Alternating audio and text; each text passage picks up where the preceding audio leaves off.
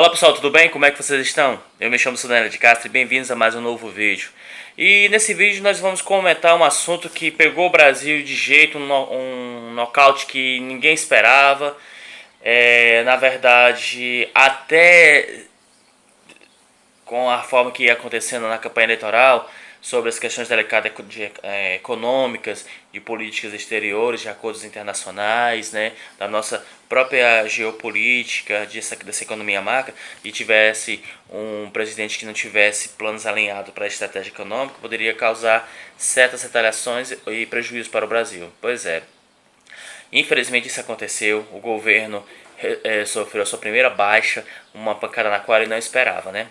No noticiário só que se fala de ontem, no finalzinho da tarde, né, até hoje, o embarque que a Arábia Saudita fez, que é um dos maiores compradores do produto aviário no Brasil, questão de ideologia e viés político, né?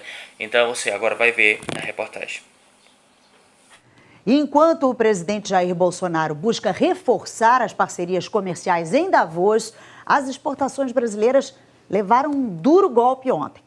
A Arábia Saudita decidiu barrar a importação de frango de 5 dos 30 frigoríficos brasileiros que vendem para lá. O Brasil é o maior exportador de frango do mundo e o nosso principal mercado é justamente a Arábia Saudita. No ano passado, eles compraram quase 500 mil toneladas de frango brasileiro, um negócio de mais de 800 milhões de dólares. O Ministério da Agricultura disse em nota que, em 2018, os 25 frigoríficos habilitados foram responsáveis por 63% das exportações de frango para a Arábia Saudita. O Ministério lembrou que a proibição aconteceu depois de uma visita feita por técnicos sauditas no fim do ano passado. Representantes do setor manifestaram preocupação com os impactos dessa proibição. Para a Associação Brasileira de Proteína Animal, o Brasil está sendo vítima de uma barreira protecionista. É um tema mercadológico, proteção do mercado local. Parece incrível, deserto, mas eles estão investindo fortemente na construção de aviários, criatórios, e eles querem ter uma mínima segurança de fornecimento alimentar para eles. Dessa proteína, porque eles não consomem carne suína, então é muito importante eles produzirem carne de aves. Nós estamos muito seguros porque não há nenhuma denúncia de falta de condições, de qualidade, de sanidade, absolutamente nada disso. Sim, pessoal, realmente, a Arábia Saudita adota retaliação contra o Brasil por conta da embaixada. Está no Correio Brasiliense, né? A retaliação ao governo ocorre por conta da polêmica sobre a troca da embaixada de Israel, né, que é em Tel Aviv, para Jerusalém. A nação saudita é um dos principais mercados de proteína animal do Brasil, né? A Amin Al-Mossad, secretário-geral da Liga Árabe, organização que engloba 22 países, afirmou que a decisão da Arábia Saudita em descredenciar 5 frigoríficos brasileiros que exportam para o país decorre uma retaliação ao governo por conta da polêmica sobre a troca da embaixada de Israel. A nação é um dos principais mercados de proteína animal do Brasil. Como você viu, que o comentário daquele ex-ministro tentou apaziguar, dizendo que não era uma retaliação à mudança da embaixada, mas na verdade acaba de ser confirmado que isso foi. Infelizmente a gente está perdendo aí um parceiro muito forte. E um comentarista da Globo, César Camarote, vai falar a respeito com isso mais detalhado.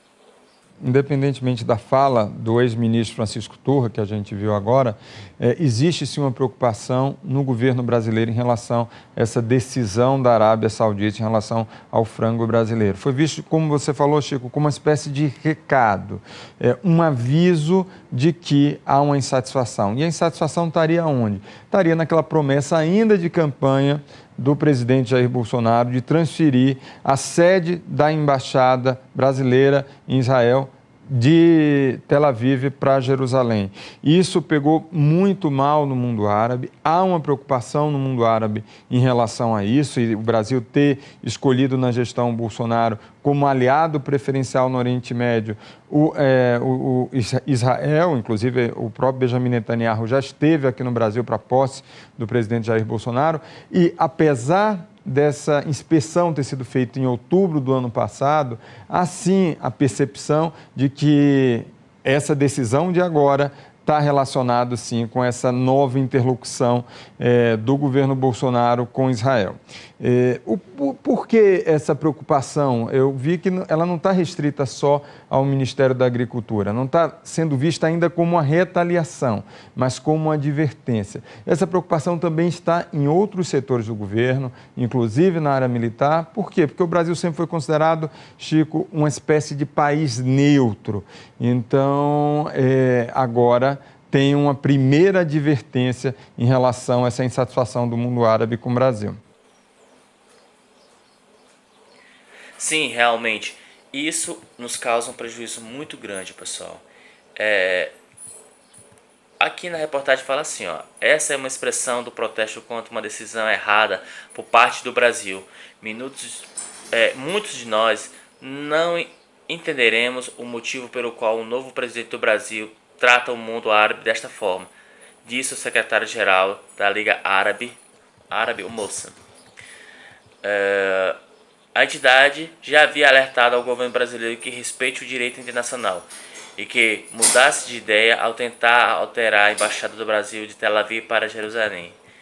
A Associação Brasileira de Proteína Animal, a BPA, informou em nota que planos de ação corretiva estão em implementação para a retomada das autorizações. A ABPA está em contato com o governo brasileiro para que mantivesse esse acordo que é muito prejudicial ao agronegócio. A ministra da Agricultura, Tereza Cristina, afirmou que em entrevista publicada na última quinta-feira pelo Correio que havia uma preocupação dos árabes com a política adotada pelo atual governo, mas que estava confiante de que tudo poderia dar certo nas negociações, que acabou não dando. Você entende o grau de preocupação, o que nos causou? Isso é algo irresponsável. O que é que temos a ver com a religião de outros países? Né? E aí, um país que é responsável por 33% das exportações de carnes, né, aviária do Brasil, fica prejudicado por causa de um viés ideológico. Pois tá aí o resultado. Em uma outra entrevista agora também diz assim, ó: Mossad sinalizou o contrário. O mundo árabe está enfurecido. Essa é uma expressão de protesto contra uma decisão errada por parte do Brasil. Muitos de nós não entendemos o motivo pelo qual o presidente do Brasil trata o mundo árabe desta forma. Até então, o país adotado em uma posição neutra dos conflitos entre israelenses e palestinos na região, segundo os passos do presidente dos Estados Unidos, Donald Trump, Bolsonaro anunciou medida logo após sua eleição, que isso nos prejudicou de uma certa forma. Em uma outra reportagem, que hoje é só o que tem, é o que se falando, ó: a Arábia Saudita desabilita 33 frigoríficos de carne no Brasil. O impacto maior, portanto, será sobre 5 unidades, segundo o presidente da ABPA, Associação Brasileira da Indústria de Proteína, Francisco Turra. A Arábia Saudita, maior importadora de carne de frango do Brasil, desabilitou 33 frigoríficos, ou seja, agora foram mais 33 frigoríficos na lista dos exportadores brasileiros para o país. Dos 58 frigoríficos habilitados pelo Ministério da Agricultura para exportação para o país, restaram apenas 25 na lista dos árabes. Em 33 deles, a Arábia Saudita exige algum acerto para que voltem a exportar. Segundo o presidente da ABPA, Associação Brasileira de Proteína, Francisco Turra, das 58 unidades liberadas, apenas 30 efetivamente estavam exportando para o país árabe. O impacto maior, portanto, será sobre 5 unidades, segundo Turra. Entre as unidades descredenciadas pelo mundo árabe estão as frigoríficas da BRF, da JBS e da própria JBS, empresas bastante atuantes no setor. E as ações delas sofreram hoje um impacto gigantesco.